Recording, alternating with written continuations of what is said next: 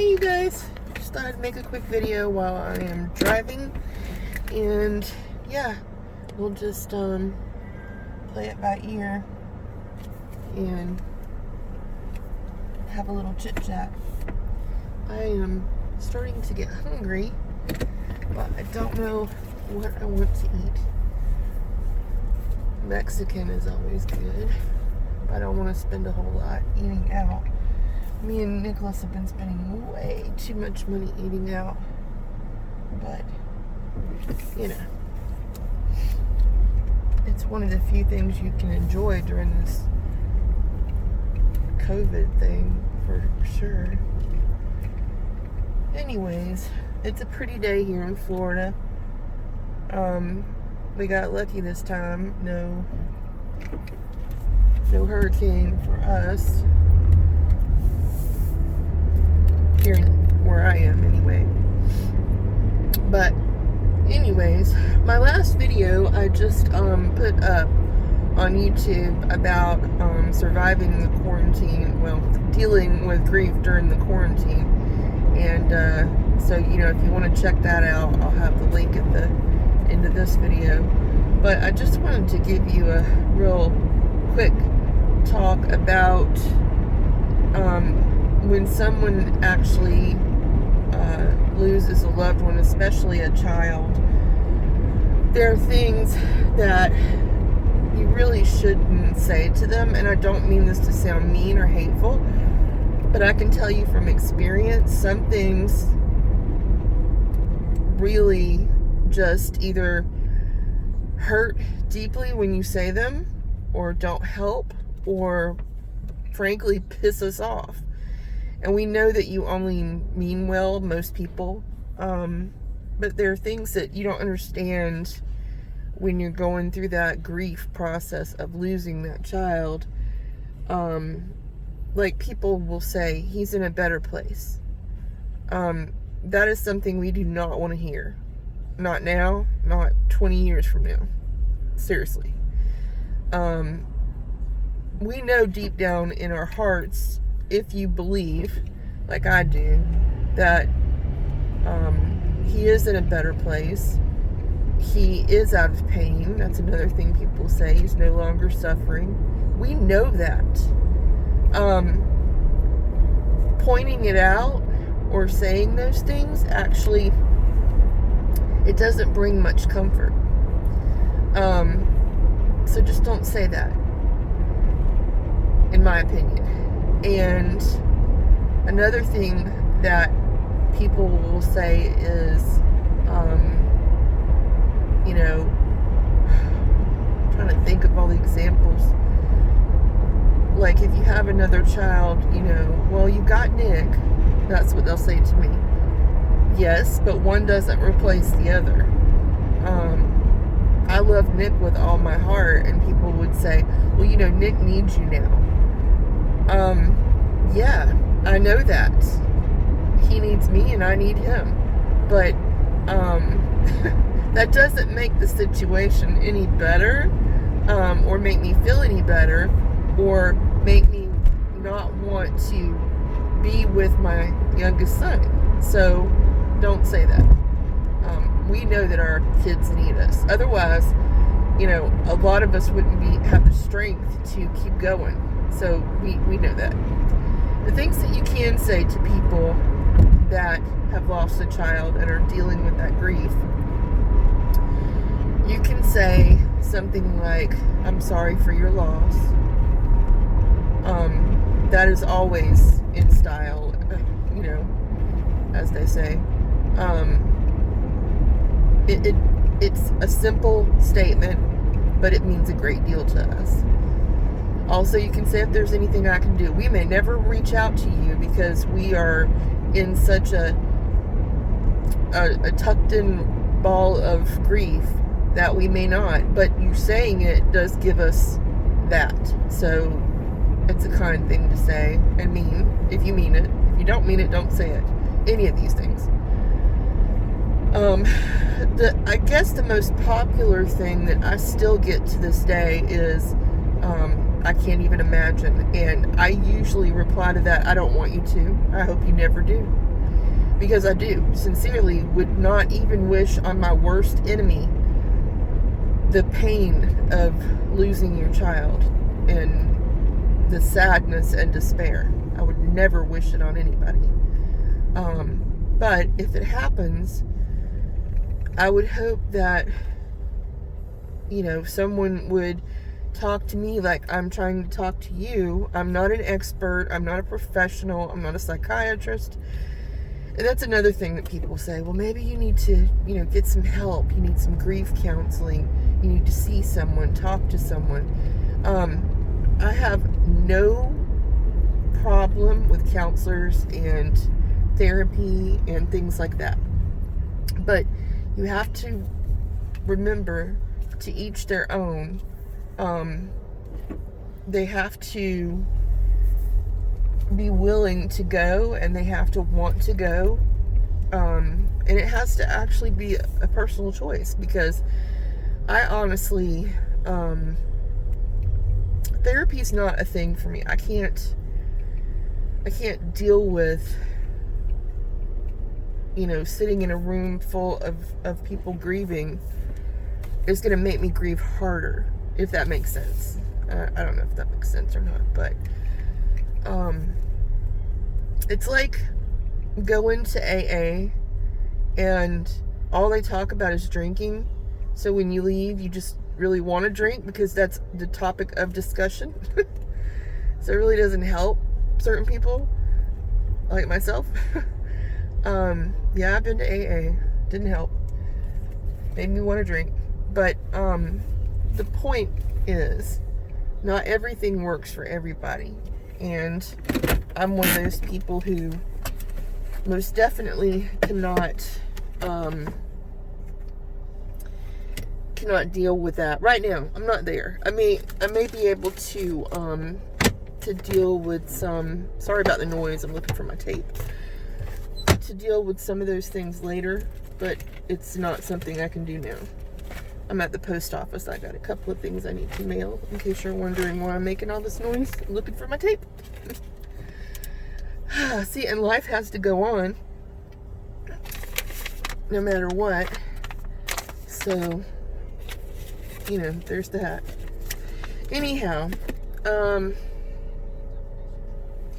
but just know that, no matter what happens, or no matter what goes on in your life, there's a way for you to deal with things, a productive way. I'm not proud to say I've been dealing with things in a non-productive way. I'm just now starting to get to the point where, and it takes everybody a while to get there. I am finally getting to the point where I actually want to, I would like to buy a house for Nicholas. I don't know how long I'll be around, but I do know that I plan on him being around for a long, long time. And I think that it would be a good thing to get, for him, a place that he could call his own. And while I'm still alive, I could help him pay for it. That's my thought process. So I'm working on getting my credit straightened out, because I have really bad credit right now. I can't buy a house until I straighten it up some. And Nicholas has no credit. Plus, he's only 22, so we're starting to work on getting him credit built up. We're going to get him a credit card from somewhere and go from there. But anyway, so that's something to look forward to. There's not a whole lot of things that you think that you have to look forward to whenever you are dealing with loss.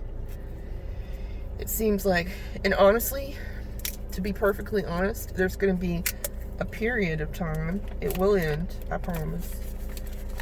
You're going to go back and forth, but there'll be a period of time that you're not going to give a shit about anything. And I'm not even lying when I say this. Excuse my French, but you're not going to care. And, you know, I'd like to tell you it passes away quickly, but it doesn't. It's different for everybody. Like I said in my previous videos, when Christian passed away, if you haven't watched them, if you want to, I'll link them to this so you can understand what I'm saying. That my son passed away at 14 of osteosarcoma, which is bone cancer, and this has been, next month will be 2 years, and you can still hear my voice at points will break up because I'm very tender-hearted, and I will cry at a commercial, so you can imagine what I go through every day thinking about my boy. But I'm better now. I'm not perfect, and a lot of things are definitely needing to be changed. I drink too much, I smoke too much. But in other ways I've gotten better. I've been more responsible. I've appreciated life a lot more. I try to spend as much time as possible with my son because every minute is precious now. And for a year, I slept on my couch because I couldn't bear to be in my room. I still get episodes of claustrophobia, especially since this COVID thing, with the masks and everything. It brings up memories of those masks that I don't even want to think about, but I'm forced to. I try not to join in any discussions on social media about the mask because I have my opinions, but I don't wish to get into a discussion about the mask thing. But it's a claustrophobic feeling for me, and I was never, sorry about that. Not that you need to see my face, but you can hear my voice. But I was never claustrophobic before he passed away. So it's something I've developed. You know, I did have panic attacks and whatnot before, but anyways, so you're gonna have things like that you're gonna go through. But here's the thing. Every day, this is what I do, and I'm hoping it'll work for you. That's why I'm sharing it. Every day when you get up in the morning, think of one thing you have to look forward to. Could be a cup of coffee. Could be, of course, seeing your other children. Could be your spouse. Could be a trip you're planning, which you should do this. I'll tell you why in a second. You know, it could be anything you want to do, but you should do it. You should most definitely, without a doubt, pick one thing that you're looking forward to. If it's coffee, you're gonna have that cup of coffee, and then you think, well, what then? I mean, I'm still where I was, and what should I do now? Should I have another cup of coffee or what? Yeah, go ahead and have another cup of coffee if you want another cup of coffee. But after you get that, whatever it is that you were looking forward to, then I want you to think of it this way. You were looking forward to that cup of coffee, and you had it, and you savored it, and you enjoyed it right down to the last drop. And it was great. And so you think now, well, now comes the letdown. So I've had that cup of coffee. Now I don't have anything else to look forward to. Yeah, you do. But you have to search in your mind, in your life, for what that's going to be. So the next thing Maybe you get to get in your car, and maybe you have a sunroof. Or you got windows, I know. And get to put those windows down because it's nice weather outside and it's sunny and the birds are singing. Do you get what I'm saying? You have to, when you're dealing with grief, you're not like normal people. I don't know what normal is anyway, but you're not going to deal with the world like a normal person would. You are going to have to train yourself every minute of every day to look for something to enjoy in that minute. And it is hard, and it's, sorry, my tape's not cooperating. It's hard, and it's a full-time job, but you can do it. It's what I'm doing right now. I started thinking of Christian, and I'm like, okay, I will make a video, and I will sit here and run my mouth, and people will probably watch 4 minutes of it and tap out, and that's okay. If you stay, you stay. If you don't stay, you don't stay. That's okay. But I'm gonna wrap it up here in a second anyways, because I got to go in the post office. But my point is, you're gonna have to reinvent your life after your child passes away. There's no way around it. I'd like to tell you, it's gonna be easy. It's not. It is like overcoming an addiction. And that sounds bad to put it that way, but it is true, because when you're overcoming an addiction, say it's alcohol or drugs or gambling or whatever, you have to deal with yourself daily, and you have to have the willpower to not pick up that drink, to not go to the casino, to not smoke that cigarette, whatever. And it is hard to break a habit like that. It's a daily, constant mindset. And the reason I'm comparing grieving to that is because dealing with grief is a daily, constant mindset.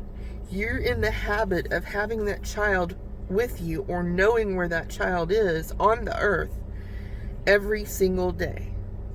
And then suddenly he's snatched away and not on the earth anymore. And there's always the unsuredness if you don't believe, or if you're having struggles believing, which I totally will make another video about that. And you're wondering if you're ever going to see them again. But let's just say what we need to do now is put yourself in the mindset of having something to look forward to, and the willpower to get your feet on the floor every day. And this is not going to be easy. There are going to be days when you are not going to take a shower. You're going to call in sick to work, and you're going to sleep in your bed all day, and you're going to cry all day, or you're going to day drink all day, or you're going to just want to be to yourself all day and not talk to anybody and not answer the phone and not deal with the world. That's okay, but not every day. I tried that, and I can assure you it doesn't work. You will feel so much better if you get yourself out of that solitude, not every day, but every day you can, put it that way.